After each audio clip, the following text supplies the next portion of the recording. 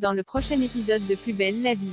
Alors qu'Ariane, Camille et Jacob perdent tous le contrôle à leur façon, Vidal est soupçonné d'être alcoolique par ses colocs. Laetitia se rapproche de son frère.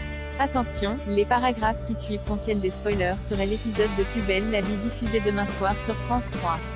Camille se dispute avec Jacob face au mécontentement de Revel concernant l'enquête. Jean-Paul et Patrick prévoient d'arrêter le copycat en perturbant son rituel, c'est-à-dire en l'obligeant à changer de lieu du crime. Pendant ce temps, Camille, restée dormir chez Emma et Baptiste, se retrouve nez à nez avec Kevin, venu voir son meilleur ami avant d'aller à l'enterrement de Lucas. Camille apprend alors qu'un autre policier a été kidnappé. Elle confronte aussitôt Jacob et se rend compte qu'il ne peut pas s'empêcher de tuer. S'il veut la rendre heureuse comme il le prétend, Camille lui demande de libérer le policier. Mais Jacob estime que ce serait trop dangereux car ce dernier a vu son visage.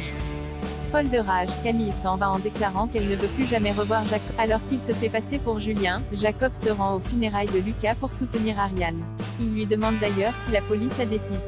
Elle lui révèle qu'ils ont fait fuiter les obsèques dans la presse dans l'espoir que le tueur y vienne. Les funérailles seront filmées et permettront ainsi à la police de l'identifier. Habillé en uniforme et décoré de la médaille d'or de la sécurité intérieure, Mathieu se rend également à l'enterrement.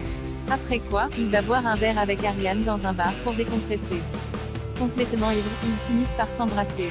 Romain prétend être alcoolique. Sylvia tente de convaincre Émilie et Fanny de son hypothèse. Selon elle, les tremblements des mains de Romain sont dus à son alcoolisme. Elle profite de l'absence du médecin pour fouiller dans sa chambre. Sous son lit, elle trouve 2 bouteilles qu'elle considère être des preuves de son addiction. Sylvia se rend au cabinet de Romain en se plaignant de migraines. Elle en profite pour l'interroger discrètement sur sa consommation d'alcool. Romain déclare qu'il ne boit quasiment jamais.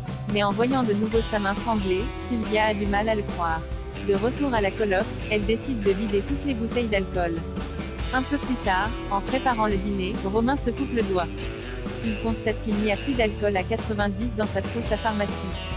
Sylvia, Émilie et Fanny lui font donc part de leur théorie au sujet de son addiction à l'alcool qui provoque les tremblements de sa main. Romain leur ment en avouant que c'est le cas. Gérard se rend à la police alors qu'il prépare sa valise pour aller en prison. Gérard tombe sur un album photo de Laetitia. Il se rend compte qu'elle n'en a gardé aucune de lui. Il regrette de ne pas avoir pu partager de nombreuses années de sa vie. Laetitia l'emmène à la mer, à l'endroit même où ils l'ont vu pour la première fois quand ils étaient enfants.